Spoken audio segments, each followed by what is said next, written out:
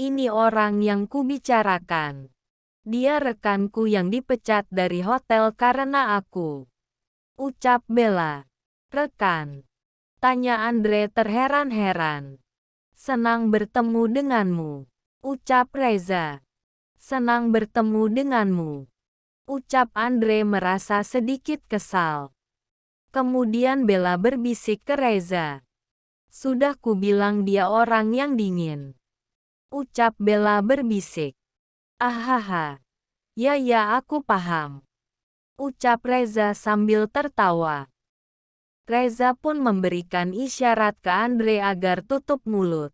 Untuk menganggapnya pura-pura tidak kenal dan tidak membongkar identitas aslinya ke Bella. Tolong biarkan dia menginap semalam. Ucap Bella ke Andre memohon. Jika kamu tidak mengizinkannya, aku akan membiarkan dia tidur di kamarku. Ucap Bella. Apa? Ucap Andre terkejut. Sungguh. Ucap Reza pun ikut terkejut dan sedikit senang. Tapi aku tidak bisa melakukan itu. Kami tidak bisa tidur di kamar yang sama. Ucap Bella.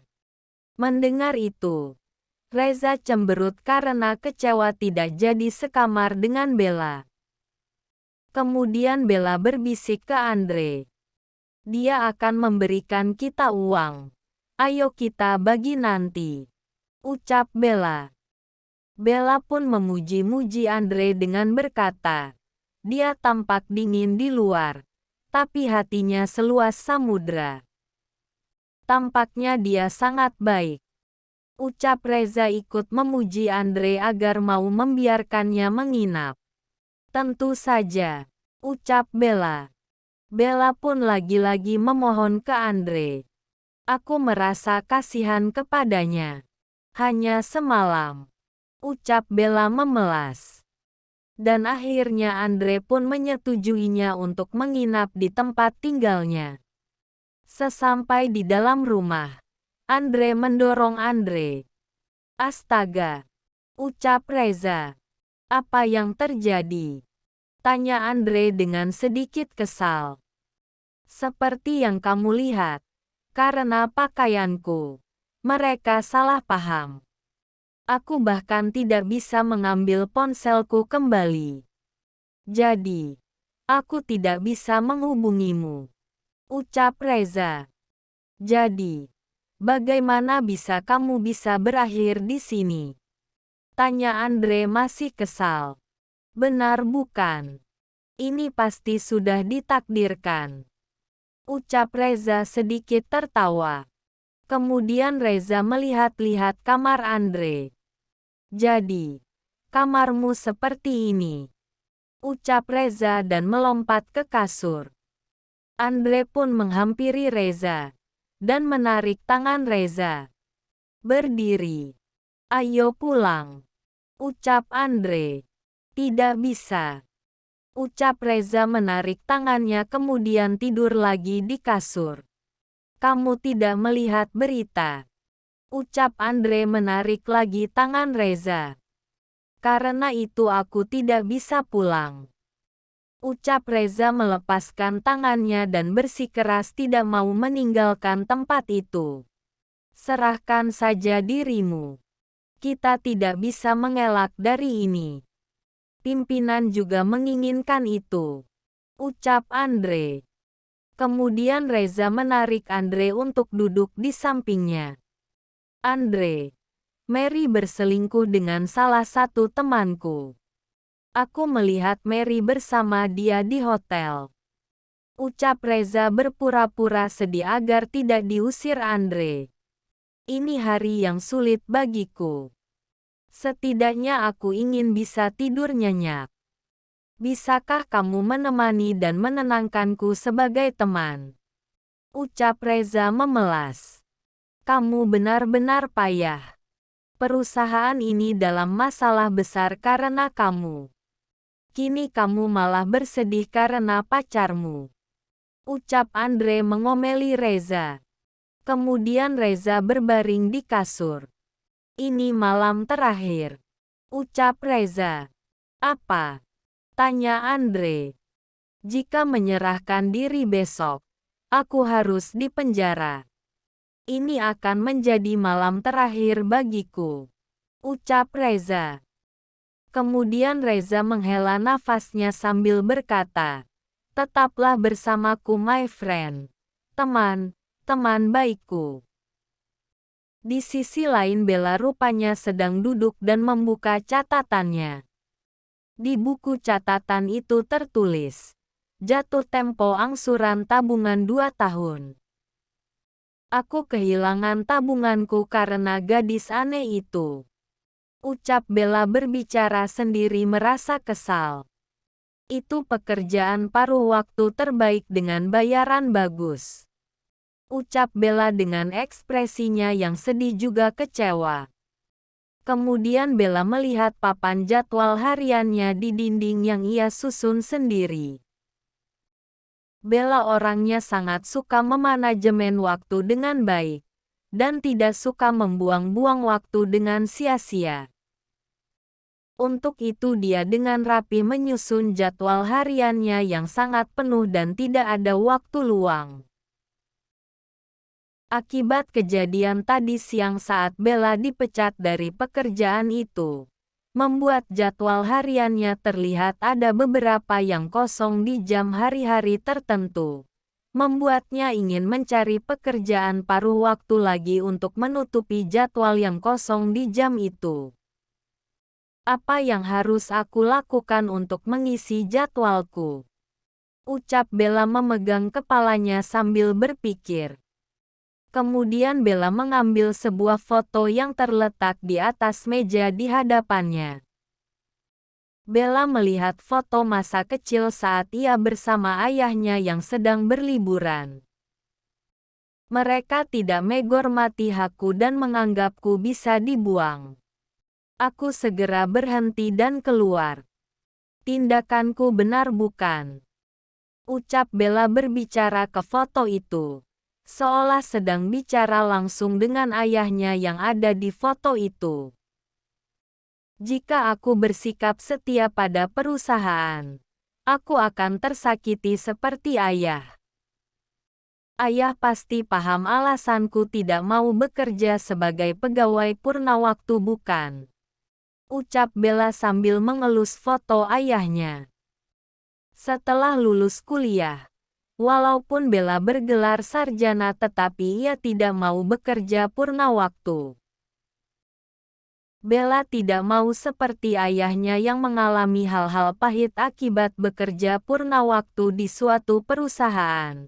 Untuk itu ia hanya bekerja paruh waktu dan lebih dari satu kerjaan paruh waktu yang ia kerjakan setiap harinya. Di sisi lain, Andre sedang membeberkan selimutnya di bawah samping tempat tidurnya dan melemparkan bantal yang ia rebut dari Reza ke atas selimut itu. Kamu tidur di sini, ucap Andre. Bisakah aku tidur di ranjang? Nanti punggungku sakit, ucap Reza memelas. Kemudian Andre mendorong Reza ke bawah tempat itu sambil berkata, tidak. Setelah itu, Andre naik ke atas ranjang duduk dan menutupi kakinya dengan selimut sambil membuka buku. Reza pun mendekati Andre sambil duduk di bawah samping ranjang ingin mengobrol. Bella itu orang yang seperti apa? Dia tidak biasa. Tanya Reza ke Andre yang sedang baca buku. Tidak biasa. Dia hanya pekerja paruh waktu dan berpikir itu cukup. Ucap Andre. Dia keren. Ucap Reza. Apa? Tanya Andre. Dia penyelamat hidupku.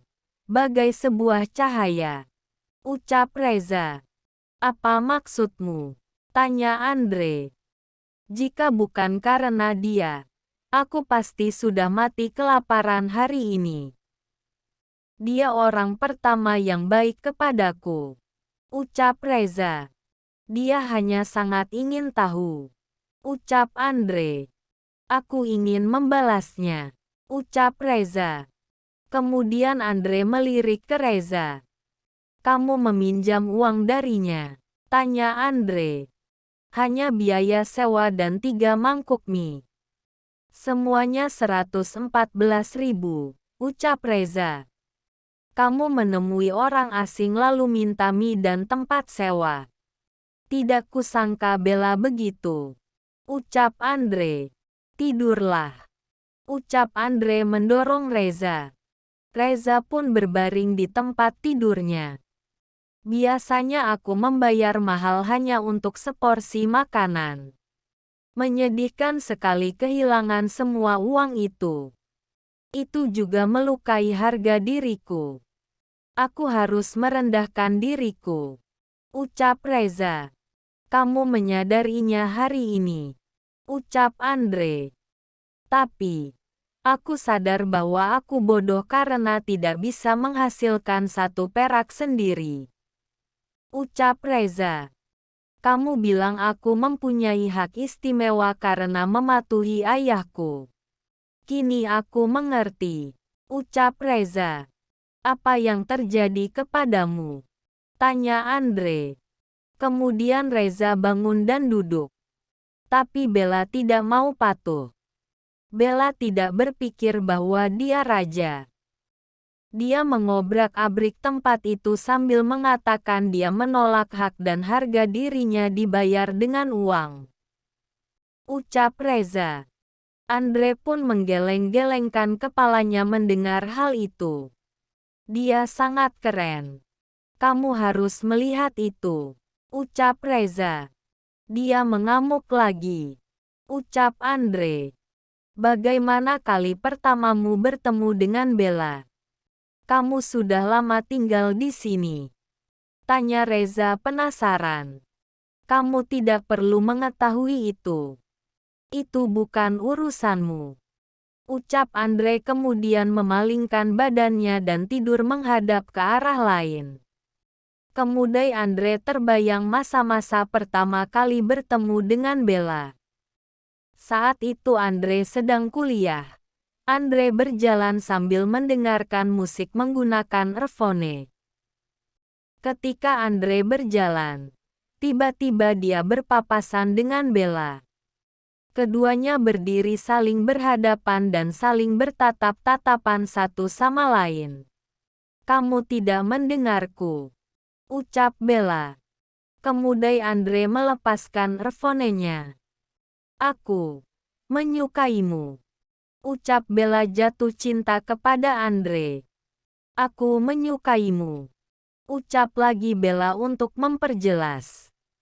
Andre terkejut mendengar hal itu. Lalu kenapa? Aku ingin aku bagaimana? Tanya Andre. Andre sangat polos sampai bingung entah harus bagaimana. Dan dia malah memberikan reaksi seperti itu.